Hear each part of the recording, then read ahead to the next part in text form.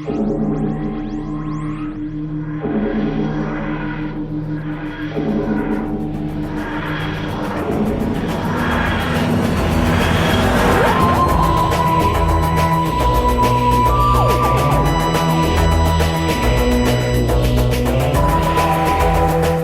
Who fans, and welcome to the Big Blue Box Podcast. My name's Gary.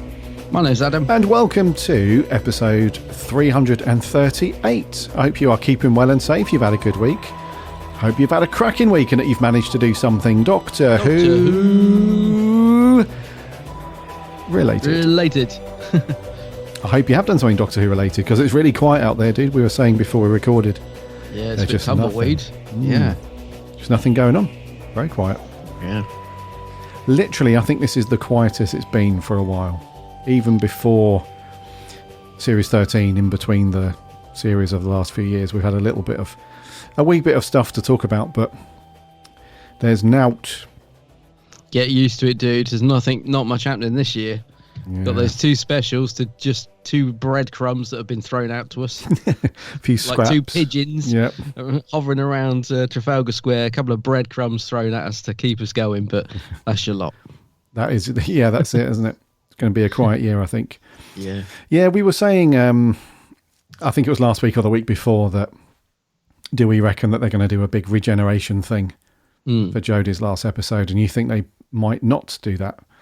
So if they don't do that, then that's even less stuff to talk about, because we won't get any casting announcements. We won't get any, I'm really hoping we get a regeneration, as in terms of we know we're getting one, but I hope we get to see it.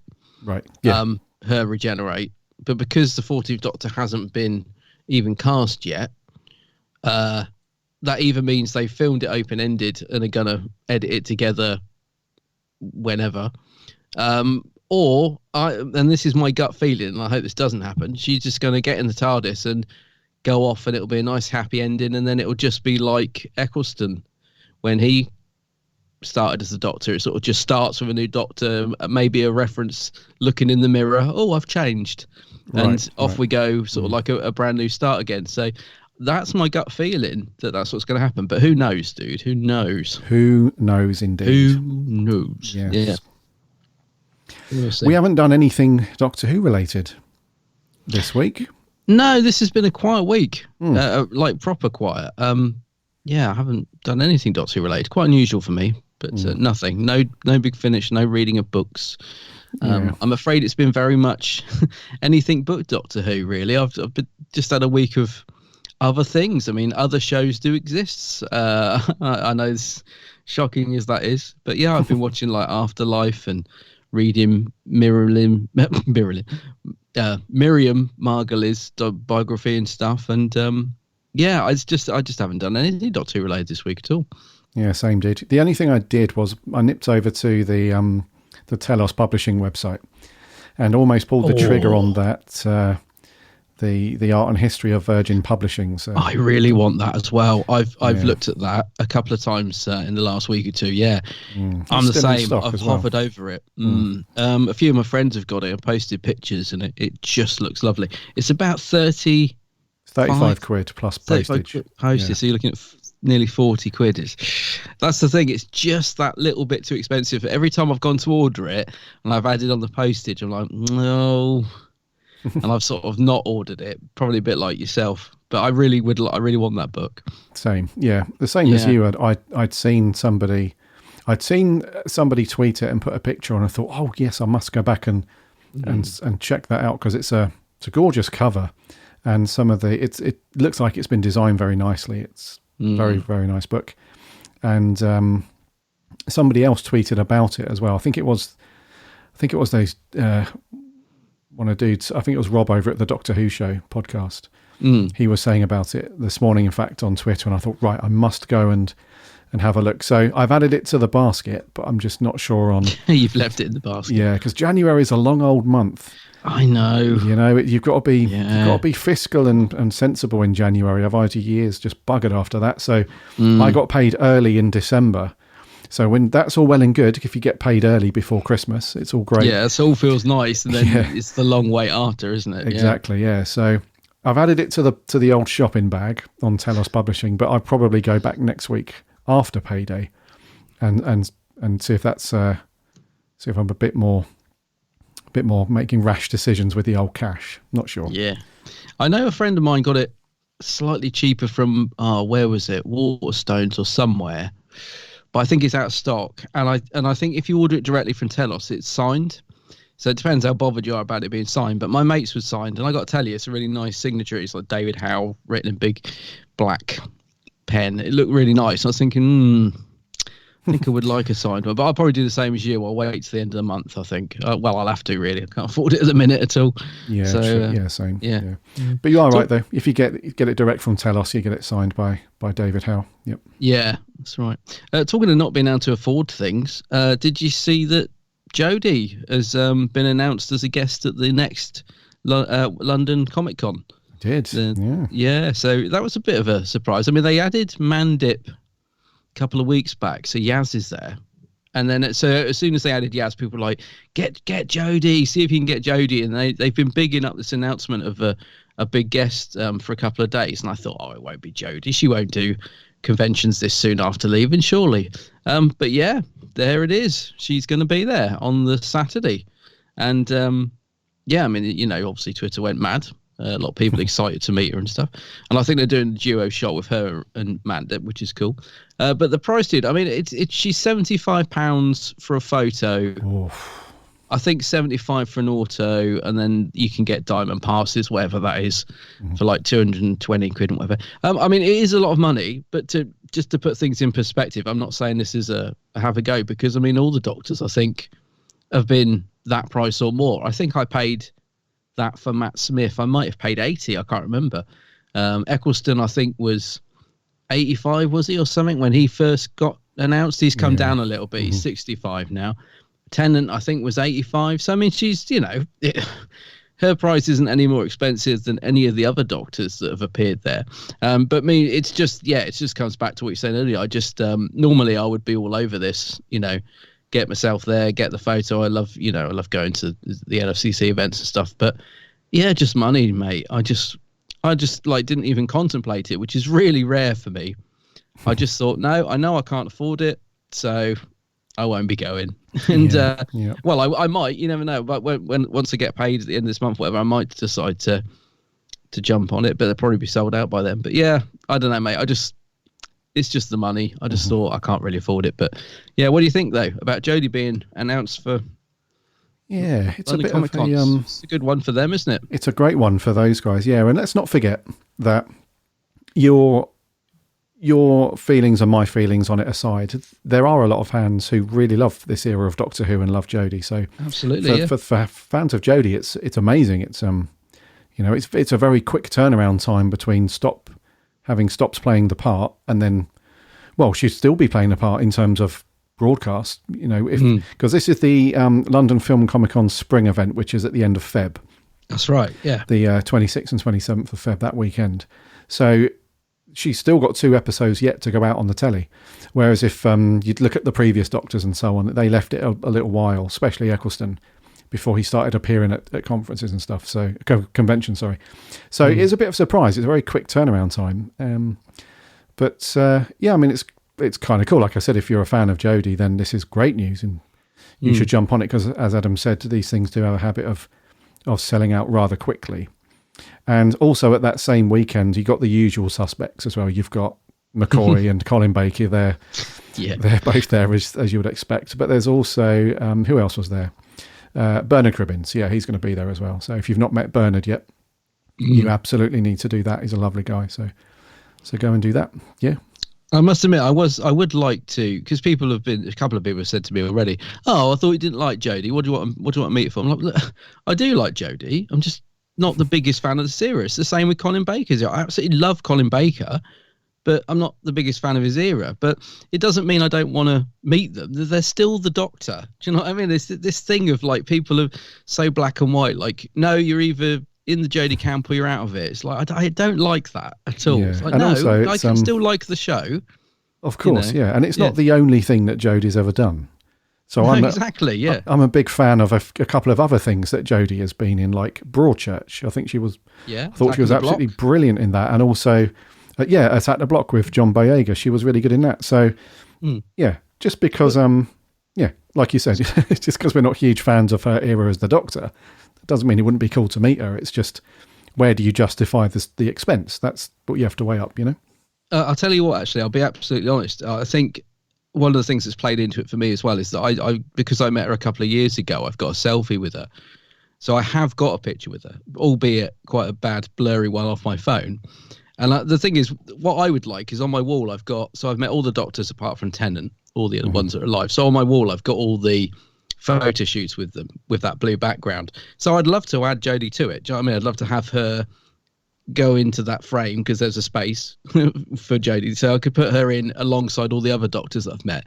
So that would be nice. But the fact at the minute, I've just got a picture that I took on my phone when I met her a couple of years ago, and I think that's slightly taken the edge off for me because I'm like, well, it's cool, I've met her, I have got a picture, so do I need to spend 75 quid on a professional one? Yes, I'd love to, but have I got the money? No. So but I think if I didn't have that selfie, I'd probably be getting the old credit card out and be saying, I'll worry about it later, But for once, I'm being sensible. I must be getting old. Just being sensible. Getting old and wise. Yeah. Yeah. But we'll see. Who knows? After payday, I might change my mind. Yeah. Well, you probably will. Yeah. Yeah, probably. Props will. Speaking of the other event, the biggie in July, the main LFCC.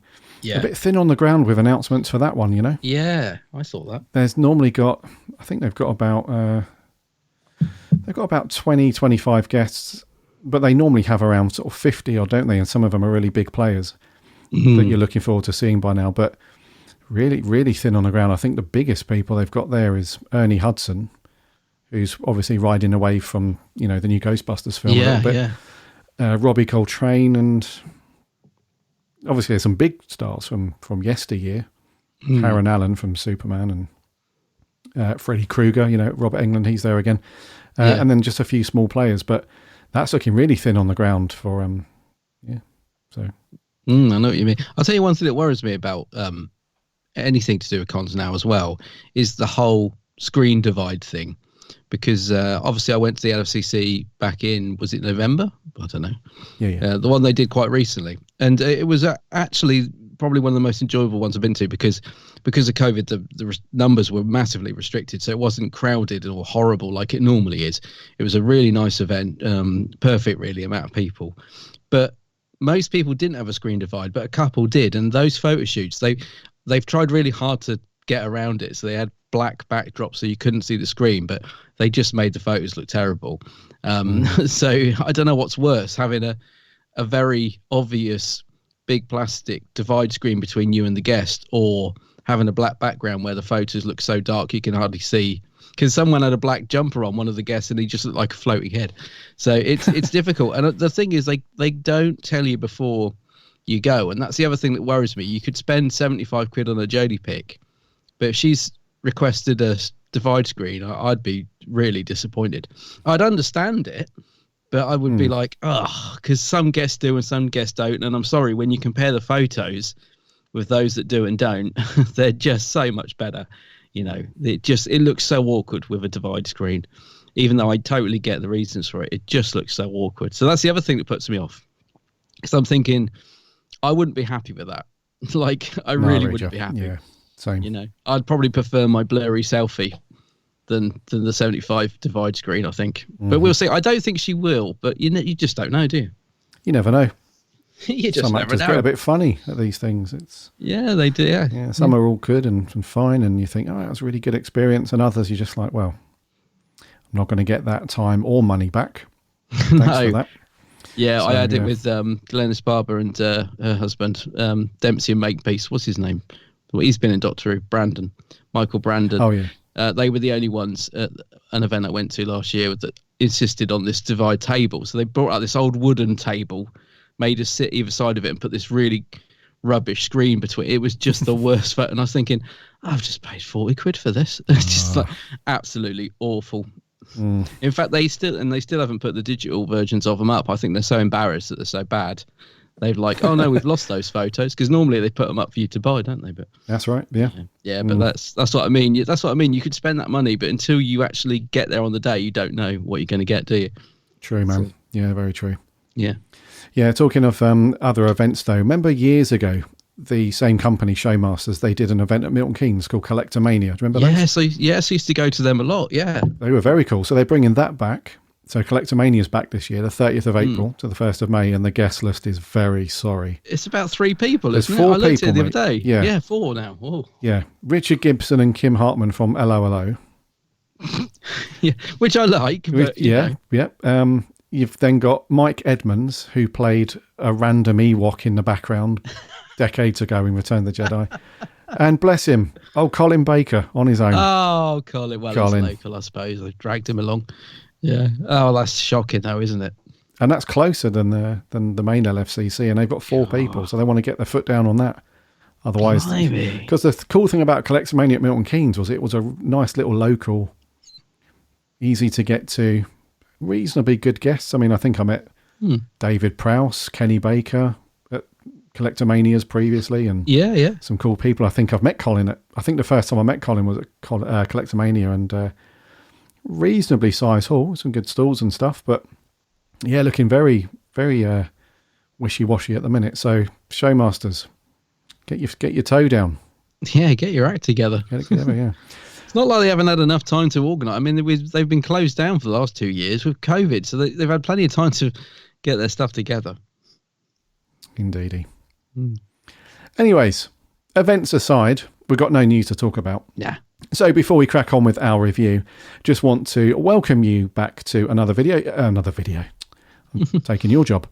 Welcome back to another podcast episode. If you, I say welcome back if you're coming back. If you're a long-time regular listener and follower, then welcome back. If you've just found us, if one of your New Year's resolutions, New Year, New You, was to listen to more podcasts and you like Doctor Who, then welcome aboard. It's great to have you here. Remember to follow this podcast in your favourite podcast app so you won't miss a show when they land every single Friday.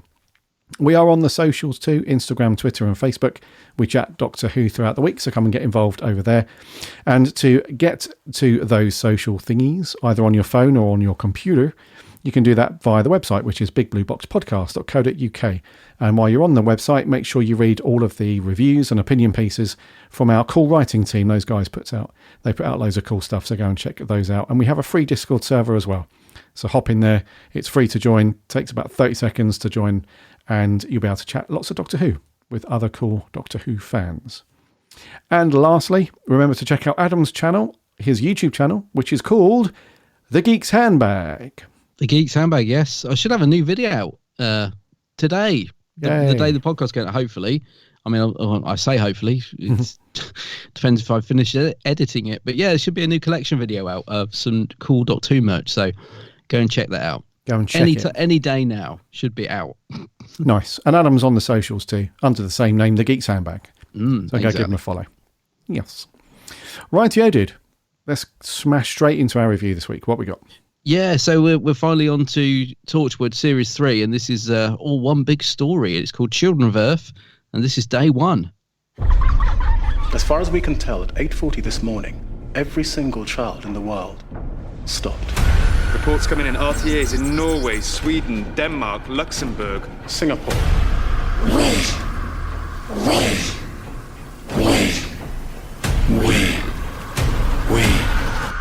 We are coming. We are coming. I think you've seen aliens too. They're coming back. I warned you. You never told me I was never a part of it. Well, we're the only ones with the software clever enough to piece this all together. Look. Us and Torchwood. We are coming. We are coming.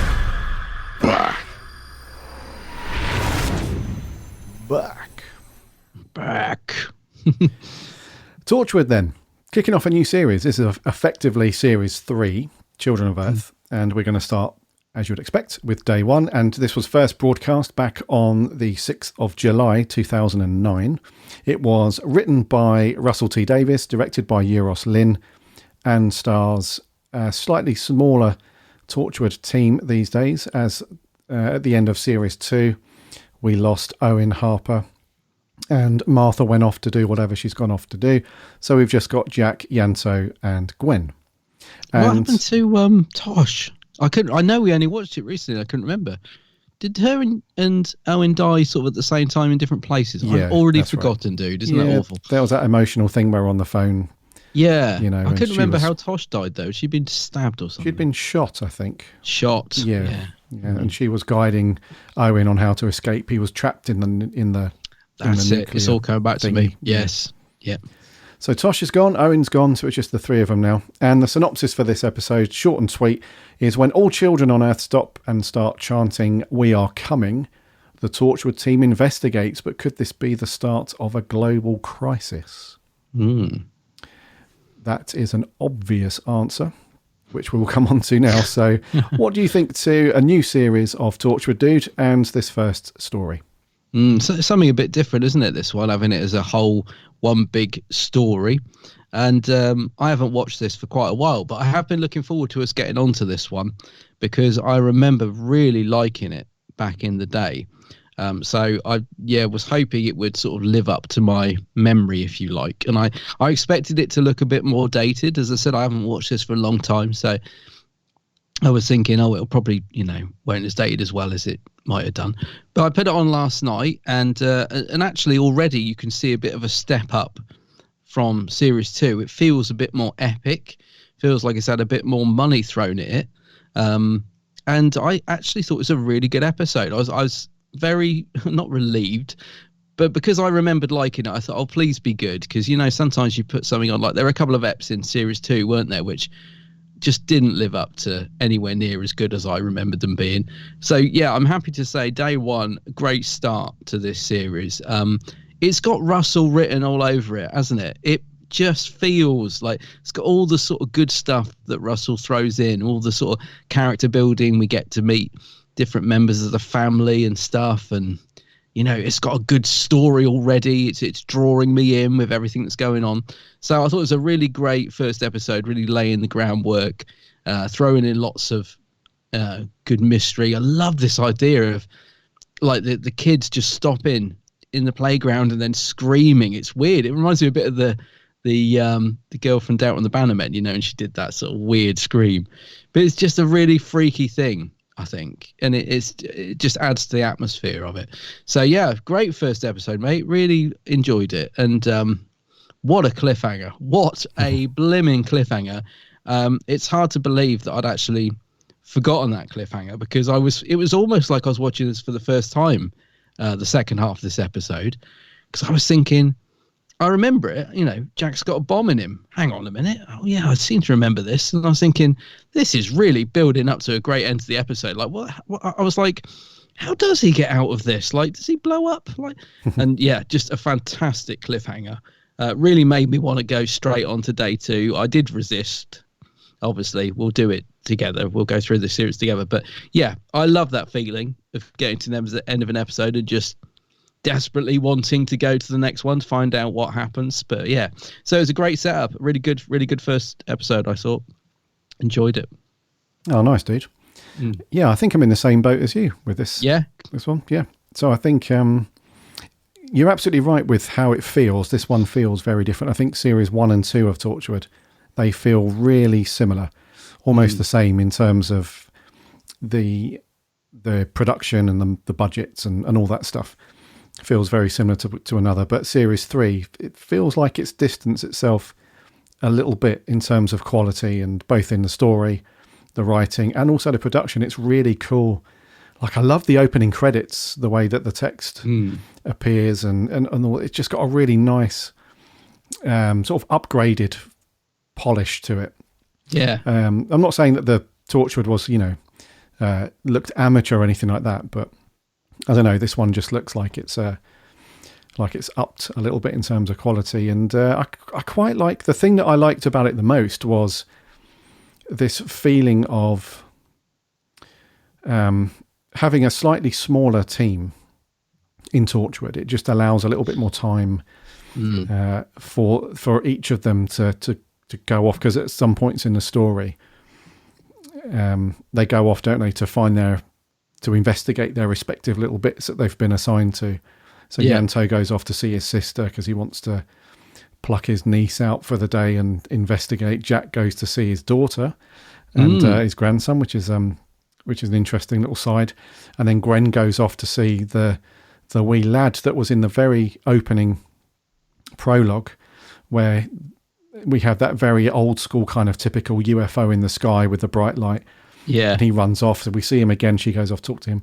So it allows a little bit more time. I think if we had Owen in there and Tosh, it would be cool still, but it would be a little bit more, you wouldn't have enough time to dedicate to chat to those people and get a decent little insight. So it felt a little bit more Doctor Who-y, RTD era Who-y, rather than sort of cut together quick messing around like we'd had in the first 2 episodes. But it did feel very epic, though. It did feel very like this is like the stakes are very high. You know, whoever the 4, 5, 6 are, whoever these aliens are, and we're obviously not going to do any spoilers at this stage for anyone of any listeners that have not seen this yet.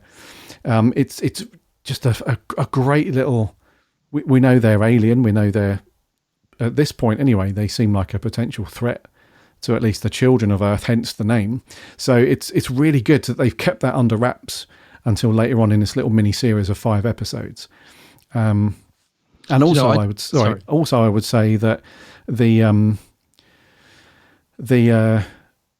story itself does feel like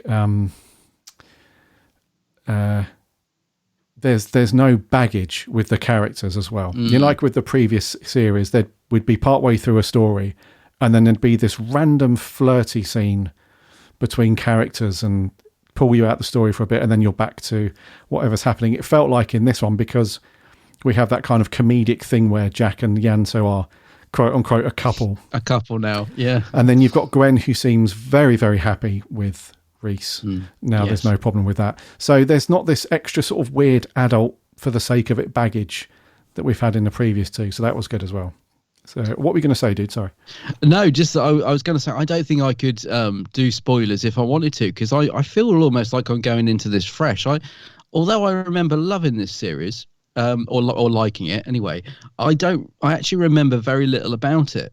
And I almost feel like I'm going into this fresh. Now, as we go into days 2, 3, and 4, and 5, the more I watch it, the more I might be like, oh yeah, I start to remember what happens. But I've got to be honest, right now, I can't really remember much at all about this series, which I really like. I do feel like I'm going into it a bit fresh. But no, I agree with you about the smaller cast. I think it's working really well with the 3 of them. And the performances, for me, are absolutely bang on now. It's like they've totally got into their roles, as you'd expect by series 3, but they just seem to be flowing. I mean, Barrowman can be a bit hit and miss, can't he? Like in series 1 and 2, there were some when he was really over the top, and others where we felt like, no, he doesn't seem to be into it this week. And this time I feel like he's absolutely got the performance perfect. Well, certainly in this episode. I mean, I'm assuming he'll be as good for the rest of it, but you know what I mean? The cast just seem to be totally into the story and what's going on, and the performances are brilliant. You know, they're finding that nice line between like the comedic stuff with him and Yanto, and then going into the action. They're just really nailing the performance and making the characters watching just really good performances from the cast.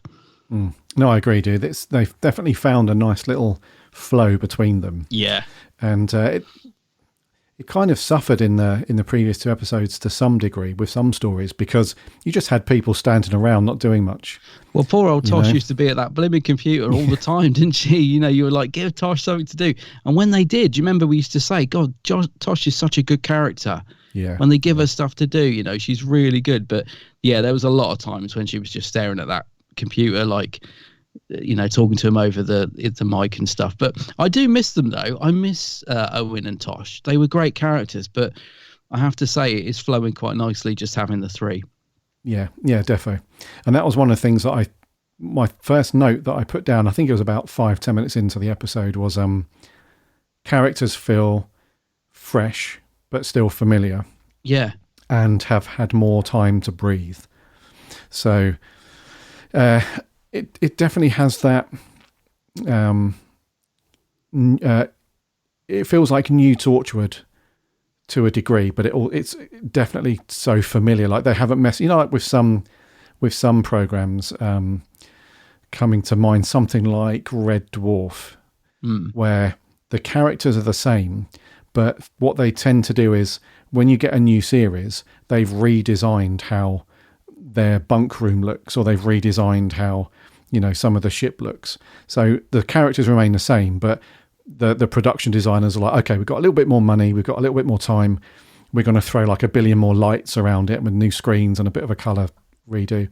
So you think, okay, did the characters do all that in between series, or is this just you have to just go with it and just think? So the cool thing with this is obviously they all look the same, they're all in the same sort of stuff, especially Jack with the coat and stuff. The hub looks the same, and it's got a couple of little throwbacks as well. So by no means am I saying that this is like any sort of reboot in any way, not at all, but it just feels a lot fresher. Nice progression, isn't it? Yeah. Nice progression of the characters rather than trying to start afresh and find new things to happen to them and stuff. Yeah, exactly. So when Gwen goes, just very quickly, when Gwen goes into the hub at the beginning, she's got a photo of Owen and Tosh there. Yeah. And she's like, taps the photo. She's like, hello. So that's like an immediate little, don't forget about those guys. They were cool. So they're still very much here in spirit. But yeah, it's cool. Yeah, Martha gets a nice little mention as well. She's on a honeymoon, apparently. And we all know who with. Oh, yeah. But no, I was going to say that is the thing I liked about this is that, the progression of characters as well. So this thing with Jack and his daughter, I thought was great because you think he's just, you think, oh, this is interesting. Jack's got a daughter and you think he's gone round to see her. And then they do that thing of reminding you that Jack, although he's very likable, has quite a calculating side to him. So she says, I know why you're here.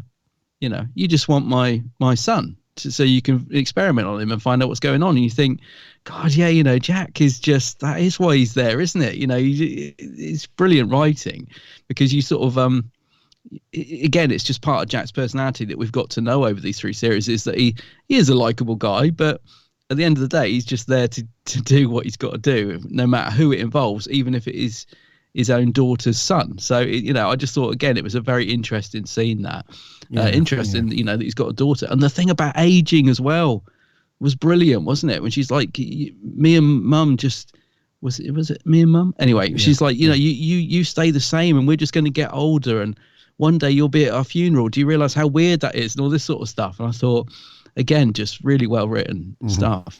It was very cool stuff. And that's the stuff that I appreciate as a more adult side to the Doctor Who universe, because like we've said quite a few times over the first 2 series, sometimes you get a story where they've thrown in some gore or some swear words or some sex, whatever, and you just think it's not really pushing the story along.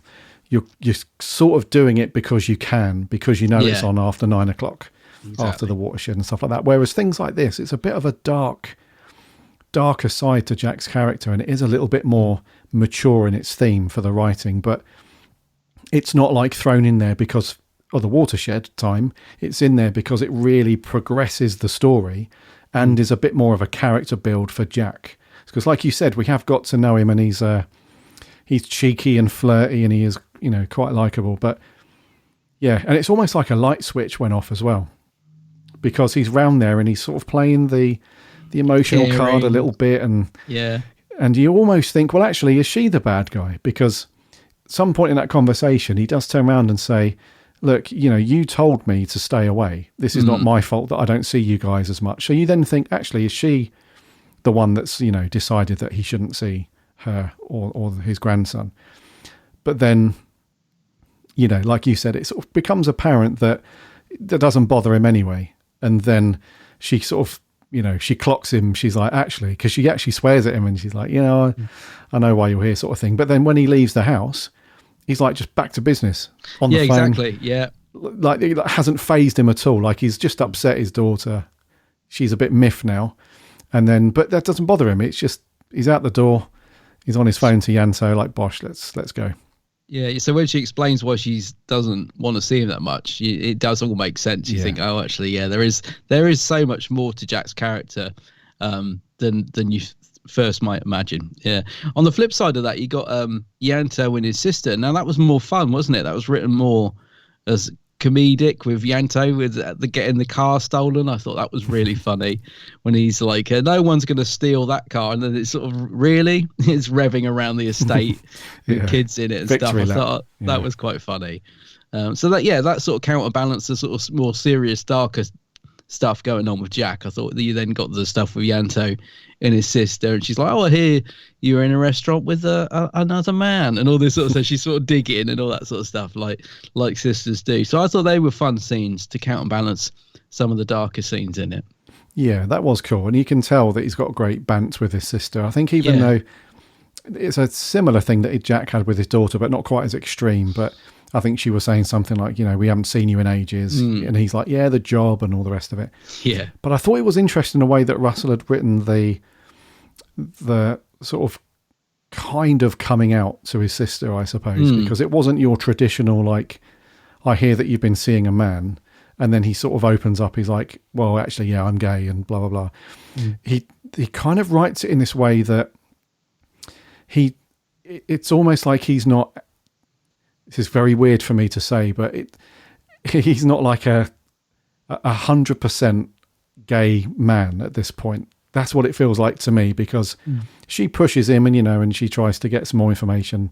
And he basically says to her, look, it's never been about other guys or anything like that. And I'm still not sure in myself exactly what it is, but there's just something about him. It's only him.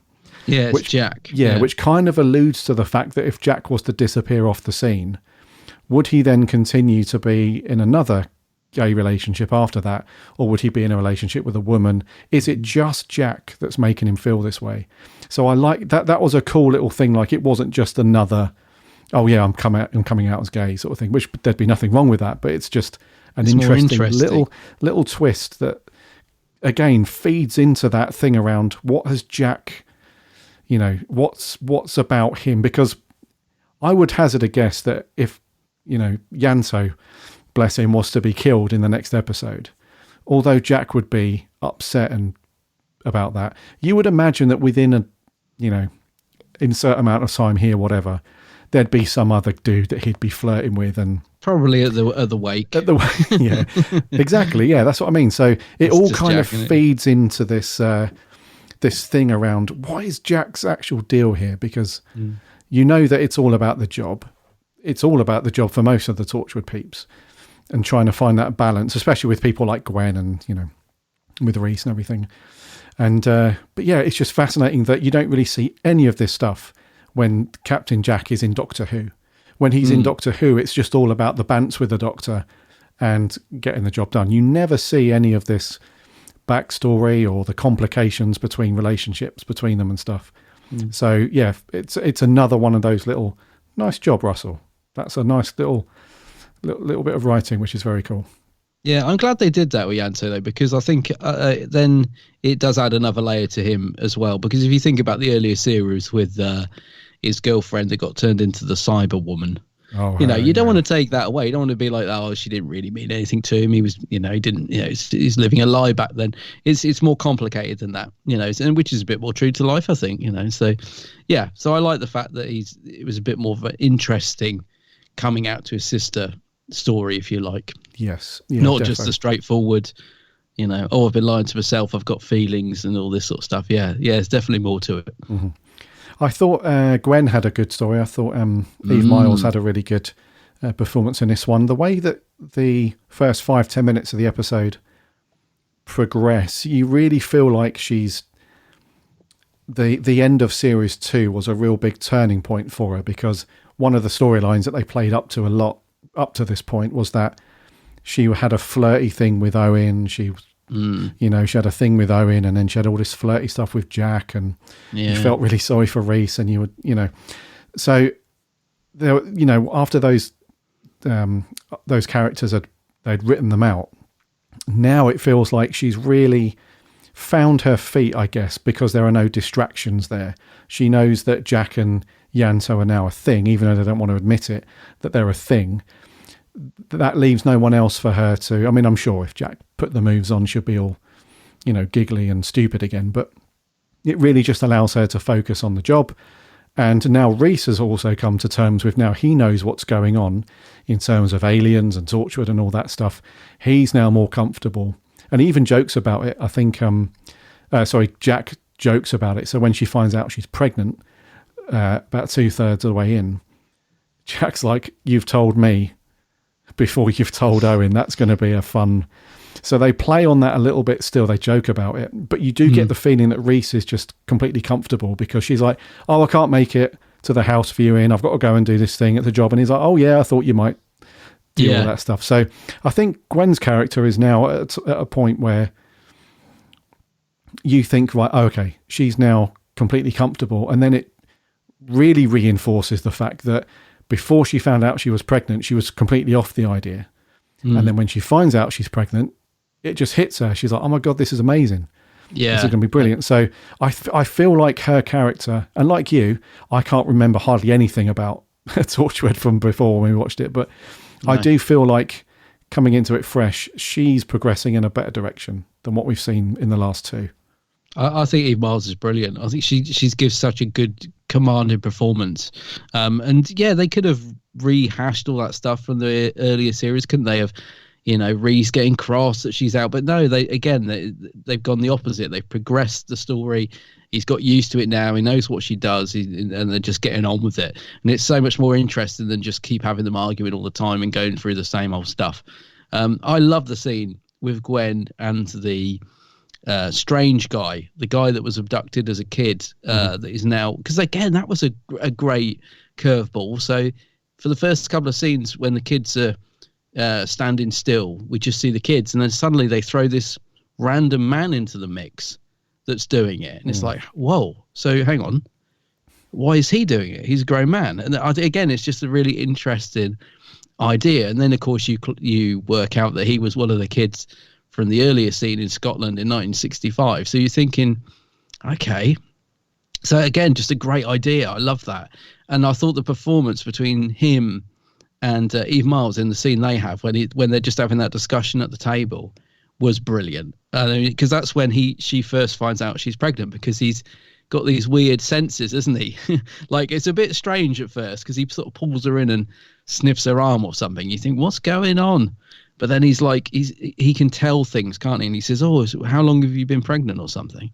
And her face just drops. I just thought it was a brilliant scene and a really interesting character, that guy.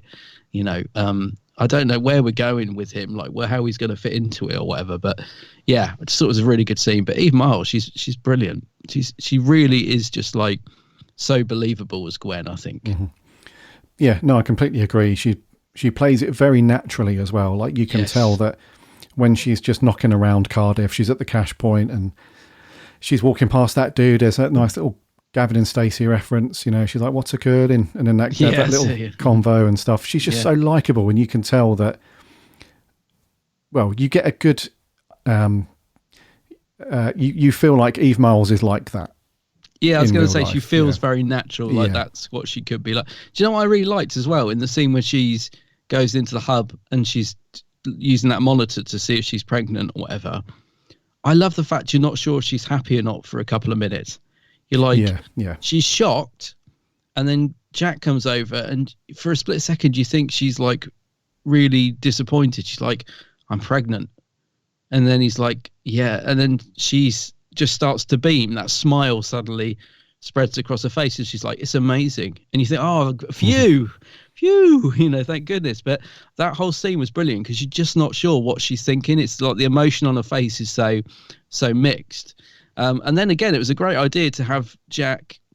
Well, at first I thought, oh no, what are they doing? Jack puts his hand on hers, but it's just a comforting one. It's not any flirting nonsense. Yeah. But then, of course, that detects the bomb in his stomach. And I thought, oh, what a great idea. What a great bit of writing that she's using the monitor and now he's detected something. I just thought, again, had me going, this is great writing. Hats off, cool. Russell. Yeah. Just going back to that dude for a second, old Clem MacDonald. Are you intrigued as to why he has these extra senses and stuff? Because as far as we know, he was just a normal child that was, which if I remember correctly, comes to light in another episode why the kids were driven out into the countryside in the first place, and we saw the alien craft and whatever, and he manages to escape. He's just a normal child that was, taken to that thing. But it is kind of weird that he's got this strange sense of smell. There's this weird bit, isn't it, where he grabs her hand and he starts sniffing her hand, and he's like, "Oh, you're telling the truth." And she's like, "Yeah." And then, like you said, that bit where he sniffs and he's like, "Oh, you're pregnant." So he can, via one of his senses, is like heightened beyond, human normalness. A word? Beyond like the normal levels of what you can smell and taste and everything. Are you intrigued as to why he has that extra sensitive? Yeah. Because it's just so weird, because I think one of the reasons why we were surprised at some of the duds in series 1 and 2 is because it's all a bit of a blur, because you have these really great episodes like this one, and then that just almost blankets your memory of Torchwood, for us anyway. And it's like, I don't remember Torchwood being this bad. Some of the duds that we went through with series 1 and 2. And it's a bit like this with this guy. I'm thinking, why do we find out if he's, not human, or if he's this extra sense has been, given to him by something? But it's really intriguing, his character. I hope we do find out. I genuinely can't remember if we do. I mean, I'm assuming, and correct me if I'm wrong, but I'm assuming he's one of the kids at the start, right? He's the one that runs away. Yeah, he's the kid. So he's the one that doesn't go up. Yeah, so they all go into the light, and I'm assuming he's the one. Yes. That holds back and doesn't. Mm-hmm. Is that right? Yep. So yeah, I don't know. Maybe he was affected by the light of the UFO. I don't know. I hope there is an explanation. Yeah. But I don't know. But I am intrigued by it. Yeah, definitely. He's a likable dude. Definitely. Yeah. It's good performance from him. He's one of those actors, isn't he? You sort of instantly recognise him from other stuff. But ask me what he's from, I couldn't tell you. But he's definitely been in lots of things, that guy. Yeah, he has. Yeah, he's often playing sort of side characters, or never the lead. But he's one of those actors, I think. Yes, yeah, he's been in plenty of things, but you couldn't really pick out any strong thing from the stuff he's been in. He's been a side character, I think. Yeah, but a good actor. Yeah. Oh, defo. Paul Copley is the actor's name. Okay. But yeah, no, he's a very, very good character, and it's like you said earlier, you really want to dive into day 2 and just continue the story and see where it goes. But yeah. Okay, so he was in the audio drama Spare Parts. Oh, is he? Yeah, he plays the dad in Spare Parts. Very cool. Anyway, so another character I want to talk about, because we've gone through story and stuff. The story part of it's very good, like the whole mystery around the 456 and who these aliens are, and exactly why they're targeting the children and stuff. That all gets explained later, but the this initial setup story, day 1, is very good in terms of mystery and not giving anything away, which is cool. But other than going through the main characters, before we get on to Frobisher, which is Peter Capaldi's character, there was another cool character, which is Dr.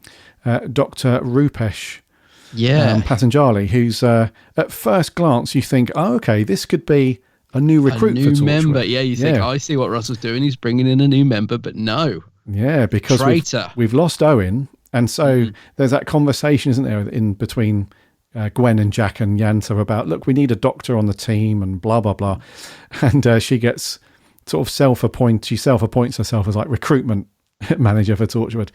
And they eye him up, don't they? They eye him up as a potential. And, she starts giving him quite a few secrets away, so to speak. She says, Torchwood is exactly what you think it is. We defend against alien threats. And there's that cool bit. He's like, what's in there then? She's like, oh, big sci-fi base or whatever she labels it as.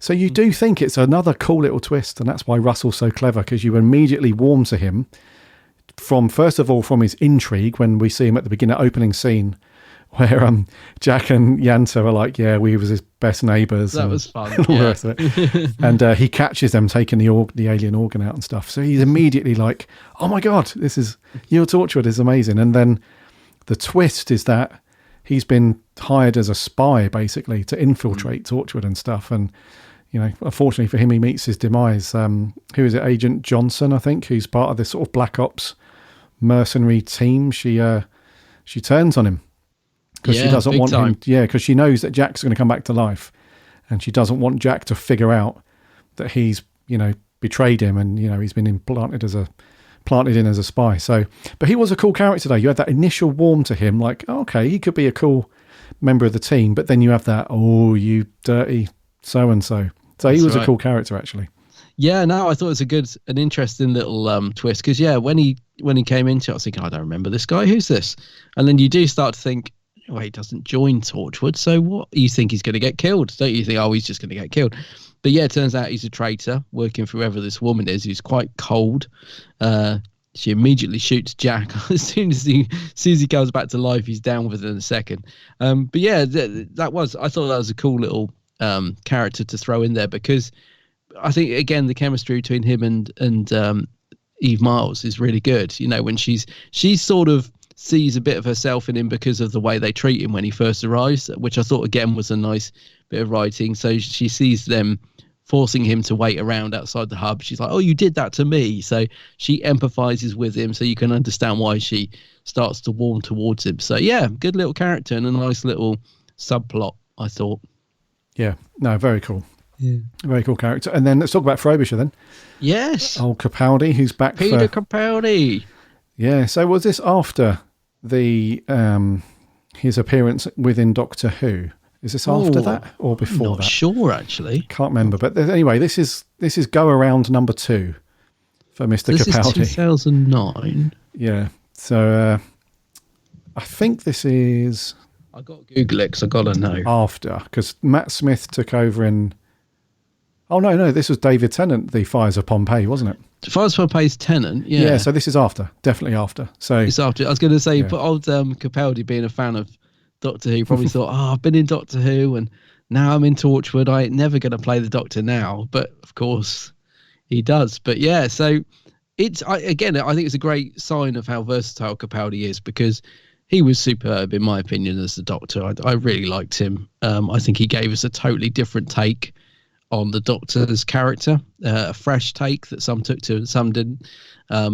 More like the Hartnell grumpy side, which I really enjoyed. But it's great to see him playing this role, which is completely different to that. And I think he's really good in it. I think he's perfect casting, actually, playing this sort of government official, would you call him? He's a permanent something of the Home Office, right? Permanent manager, well, whatever it is. He basically heads up the Home Office. Yeah. So great casting, and he's such a good actor, Capaldi. He just sells it absolutely. The scene when his kids are screaming and stuff, and he's just horrified by it is brilliant, and he's almost getting cross with them, isn't he? He's like, "Stop it!" Shouting at them and stuff. Yeah, fantastic performance of him. I know he's in it a lot more, so I'm intrigued to see more of his character, but yeah, just great. And it's so good to see Capaldi on screen again. I really makes me want to go back and watch more of his Doctor Who, actually, because I don't really revisit Series 9, for example, very often, and I'm thinking I might give that another go, because that was the Capaldi series I struggled with, I think. But it's just good. Yeah, but it's great to see him back. And you're right, it is after Fires of Pompeii, which went out in 2008. Okay, so just a year prior. So it's a year prior, okay. Yeah. Yeah, cool. But he does play that part very well. He's got that. Yeah. And that's a credit, I think, to Capaldi's acting chops because, they did mess with him a wee bit over his tenure, didn't they? As the Doctor, they started off, with this Hartnell-esque, grumpy-ish kind of guy, and then they try to soften him up a bit and make him a bit more jokey, and then they did something else. And then we had the sort of midlife crisis, playing guitar on a tank. Yeah, they did, and I mean, again, it is a credit to Capaldi because even when he was doing stuff like that, which was really cringe, I think he managed to still deliver a really good performance as the Doctor. Even though, they did, they see. I wish they'd just stuck with their guns, really. I mean, I think Series 10, whoever was changing the character got it absolutely right. He was still quite cantankerous, but he had a almost like beautiful charm to his Doctor. Whereas that in Series 8, he was quite harsh. When people died, he didn't really seem to care, which felt a bit undoctorish. But I think Series 9 was the one. I think it was all over the shop, wasn't it? Yeah. So for that reason alone, you can appreciate why he's playing this character where he is. There was no obviously at this point. I don't think there was any. Well, I don't know. I don't think there would have been any conversations with Moffat or anything like. No, I we wouldn't think have thought about so. having you on for the Doctor. Do you want any of that stuff? So at this point, he's just playing the part exactly as he wants to play, as is written. It's like the dude that's in charge, and is a little bit cold, I would say, to his employees and stuff like that. But at the same time, because he has kids himself, he's petrified about what's going to happen to them. There's a bit where he breaks down, doesn't he? Screaming at him like, "Don't do this. Why are you doing this?" But then, 10 minutes prior, he's in the office and, to the Prime Minister, and the Prime Minister's like, I don't want my name over this. I want plausible deniability. So, you handle it, you do the thing. But just basically, I think the Prime Minister was saying to him, you handle it. If anything blows up, it's on your head, be it. I want nothing to do with it. It's down to you. Actually, I was going to say, even the characters that are in, like his secretary, and we've got the new secretary that's joined and stuff. Even those characters are giving a great performance in this, aren't they? It seems like everybody's really into the story. There's no one that stood out in this as being, they're a bit over the top, or, oh dear me, they've let the side down. Everybody just seems to be giving a really good performance in this. But have you ever watched the thick of it? Yeah, it's hilarious. Yeah, I was going to say, did you? Because it's weird seeing Capaldi in the suit, looking a little bit sort of Mike Tuckerish. Is it Mike Tucker? Yeah, a little bit of a similarity. Yeah. So you sort of almost feel like he's going to, any minute now, going to come out with a few expletives in this, doesn't it? But it is good to have him in it anyway. It's so funny, because I like the thick of it. Yeah, it's brilliant. Yeah, so there's a bit where his assistant has come in to see him, but she's hovering by the door, and you do think, is he gonna tucker this? Is it? Yeah, is he gonna either come the F in or F the F off? And that would have been hilarious. But yeah, there's definitely a similarity there with the thick of it stuff. But I remember thinking that in Deep Breath as well, when it's Capaldi's first one, because we weren't sure how he was going to play the Doctor, were we? So it's quite, when he come out being all cantankerous and quite angry, pudding brains and all that sort of thing, you could almost imagine that any minute now an expletive was going to slip out of his mouth. Always on the edge of it. yeah, for sure. And then just one more character I just want to pick up on. Do you think there's anything suspicious about Lois? Lois Habiba, the assistant that started the first. She was late in, and it's her first day, and she's asking a lot of questions, but they're all the weird questions. Yeah, there's definitely something a bit off about her. Yeah, because Jack phones up, doesn't he? He's like, "Look, I need to speak to what's his face," and she's like, "Well, you can't because there's a bit of a crisis going on." And he's like, "No, tell him it's Torchwood, and he'll take the call." And she's a bit, "Well, I'm new, so blah blah blah." And then you think, she's unfazed by that. And then she looks him up. She gets the credential. She logs in and she looks it up, and she sees that Torchwood was investigates alien threats and all that stuff. And she's just unfazed by it. She's just looking around. She's like, And then she's very observant of everything. She's taken it all in. She sees the head assistant doing her thing, and she's taken it all in. So I think there's something a bit suspect about her. Definitely something a bit dodgy. She's been planted there, hasn't she? I think she's a spy. Yeah, there's definitely something a bit dodgy about her. Dirty spy. One to watch. Yeah. And then lastly, we had that team of peeps that took out Jack, killed him, cut him open, put the bomb in, killed the doctor. Not the doctor, but, killed, the hospital doctor, Dr. Patanjali. So she's a bit of a ruthless one. She is, isn't she? Yeah. Well, what's her game? Yeah, she just seems to want to blow up Torchwood. I mean, it's quite an elaborate plan as well, isn't it? Planting a bomb in Jack's stomach. I mean, probably is easier ways to just go and throw a brick through the window. It's got to throw a bomb through the window. There are probably easier ways to do it than constantly shooting Jack to plant a bomb in his stomach to take back to Torchwood. But it makes for a fantastic climax to this episode. So I'm not going to come down on it, but yeah. Well, she was hired by Frobisher to kill Jack.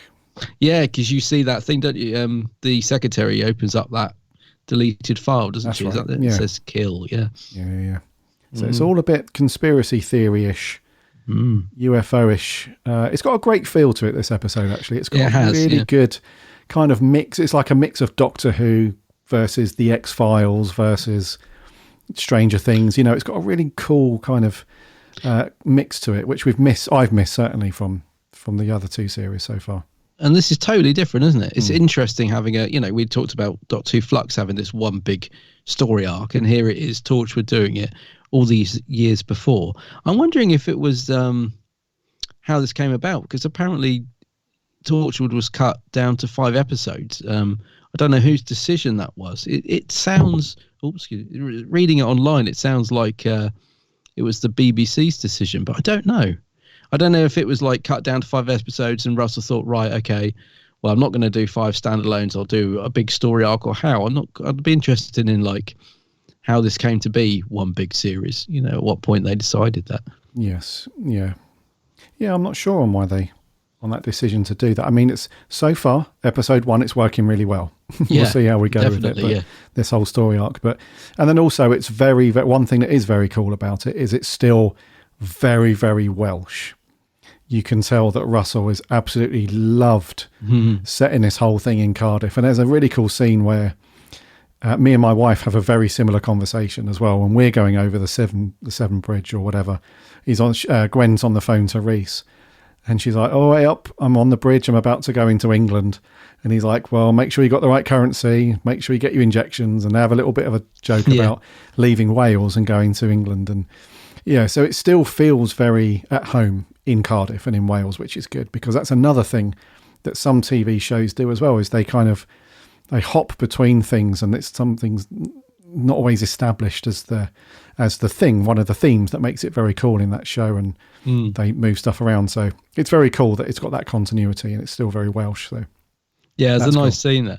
I was just thinking as well, actually, just reading some of the production notes on this, and I know we spoke before about how Martha was at one point going to join the Torchwood team, but then what's the actress's name who played Martha? Oh, Freema decided at the last minute to not join Torchwood. And apparently it's because she was offered a job, so she went where the money is, basically. So she gets offered the role of Martha, who would have been in this series. Maybe it's not all the way through, but she would have been in it. But after finding out that it had been cut from down to 5 episodes, decides she's going to go in a ITV show called Law and Order because it's 13 episodes. So she's thinking, 13, more money. So that's why Martha is sort of on honeymoon. But yes, I think she was originally planned to be part of this team. So we would have had an extra Torchwood member. Would have given it. I think it would have given it a very different dynamic, because we both feel like the three of them work quite well together, don't they? But yes, yeah. I mean, it may have just been a cameo bit. I don't know how much involved Martha was going to be, but yeah, apparently she was offered the role to return, but decided to go and be in Law and Order instead. Yeah, I think she was definitely meant to be in the cameo, which she agreed to do initially. I'm not sure about appearing in the other 4 episodes, but she was absolutely meant to be in the first one. And then, like you said, the Law and Order thing. So she's like, "Now, see you later." So I think Russell had to do quite a bit of rewriting, I think, for episode 1. Yeah. Yeah. Sounds like it. Yeah. So have you got anything else on your notes, dude? No, just that I was just looking up to who did the music, because it felt very Murray Gold to me. Lots of big booming drums and stuff, all the themes. But it was Ben Foster, I think. Oh, but Mr. it's Foster. definitely got a Murray feel to it. Again, as I said, the whole production, writing, everything feels very RTD of this time, and I mean that in a good way. I just had that nostalgic feeling of, this is good stuff the whole way through. But yeah, I think it was Ben Foster. It was, Ben Foster, definitely. Did this one, but good soundtrack to it. Again, creating that sort of nostalgic feel with the music. The stuff I remember when you hear the themes, you're like, "Oh yeah, this is. I know, I like this stuff." So yeah, good work from him. But no, I haven't really got anything else on my notes, I don't think. Okay, cool. Scores then. Whose turn is it to go first? I think it's you, bud. It's me, is it? All right. I'll go with an 8 out of 10, which is quite a high score, but I felt it was a good opener and a really good concept, and it totally drew me in. And as I said earlier, I love it when I finish an episode of any program and cannot wait to immediately watch the next one. And that happened with this. So yeah, I'll give it an 8 out of 10. I thought it was pretty good opener. Oh, nice one, dude. I'm with you on that, mate. I'm with an 8 as well. Yeah. Oh, cool. Yeah, 7.5 just felt too low. That's a bit average. Yeah, cool. Yeah, it did. Yeah. My exact thoughts on that as well, dude. I thought, what is this going to be after I finished watching it? I thought it definitely feels up in the 7 and 8s territory for sure. And I thought, the 7 is too low. It's a very enjoyable kickoff to a new series. And some of the things that they've changed have been very good, like the production stuff, the opening credits, but then some of the stuff that they've kept the same, which is nice and familiar, also really works. So it's a really good, and it's a real creepy one as well. Like the kids, when they start screaming and stuff, it's got that real, just behind the sofa-ish kind of vibe that you wish for on a bit more on Doctor Who. But yeah, it's definitely a really good opener. Yeah. I don't think we've said, and through this review, I don't think we've found anything negative to say about it as well. No, I don't think so. It's that's not to say it's perfect, but I think that's a good warrant for it being an 8 out of 10. Is there wasn't anything I thought, that's brought the episode down a bit, Same, dude. Yeah, there was nothing that I thought, oh god, that's awful. Yeah, that's dated, or that hasn't aged well, or anything like that. Yeah, same, dude. Yeah. Okay, so 8s from the pair of us then. What did our listeners think? We didn't have too many in for this week. We didn't have any on Facebook. We did have a few tweets in though. So over on Twitter, Jacob Moore says, love the whole Children of Earth. Day 1 was brilliant. Sets up the story really well. An 8 out of 10. Ooh, another 8. Chippy T says, haven't seen this since first broadcast and I don't know why. Tense, taut, thrilling, anything with kids in danger, creepy, ethereal voices, flashbacks and secret government departments is right up my street. Gwen Cooper, the best long-term companion the Doctor never had. 9 out of 10. You make a good point there. Will Sanger, TARDISnet, says, won't rate it till the end, but it's an excellent start to an excellent series and storyline. Great stakes and mysteries and strong family relationships. Its biggest strength, though, is in making the characters vulnerable as it strips Torchwood of its resources. Which we definitely saw, didn't we? We had the car being stolen from Yanto. That's now gone. Jack's now blown up. I think something else happens to the hub and Jordan Shortman, one of our writers, says, I haven't seen this since it first aired, but I remember it was fantastic and the whole world seemed to be talking about it. The children being taken over was unnerving, though things would get more tense, but I've always loved Eve Miles as Gwen and this series belongs to her. Good point, Jordan. And lastly, Sarah Louise, the running Whovian, says, this has it all. Current day alien terror threat linked to a key historical event, government cover-ups, zombie children who perform them scarily well, the unit presence, the double agent medical staff, an unexpected pregnancy, and a huge explosion cliffhanger. Bring on day 2, she says. 9 out of 10. Excellent Stuff. Yeah, some good scores here, dudes. Yeah. 8, 9, and another 9. So rocking and rolling on all cylinders at the minute. Good start, yeah. It's all good. Cool. So thank you very much for tweeting in your reviews and your scores out of 10, guys. It's much appreciated as always. Next week, though, dude, we're on to our rotation. So no Torchwood next week, but we have got some Third Doctor action. Yes, Day of the Daleks next week. That's what we're going to review. Day of the Daleks. Day of. No complications. Yes. So this is one of the old classic Brigadier, Benton, Yates. I'm so in the mood for some Third Doctor Pertwee. Yeah. The Ogrons and all sorts of stuff. So yeah, it'd be good. So Day of the Daleks. What is it? A 4-parter, is it?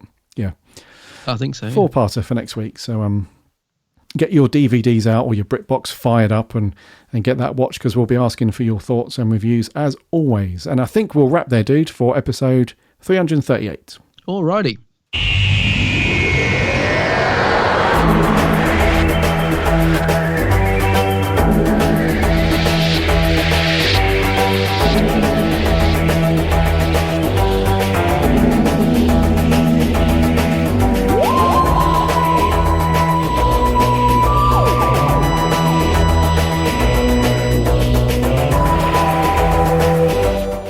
Thank you for listening to episode 338 this week. It's been great to have you here listening to us waffle on, in this instance, about Torchwood. So thank you very much for joining us. And as I mentioned earlier, if this is your first time on the show listening, then it's great to have you aboard the TARDIS. And if you're coming back, then welcome aboard once again.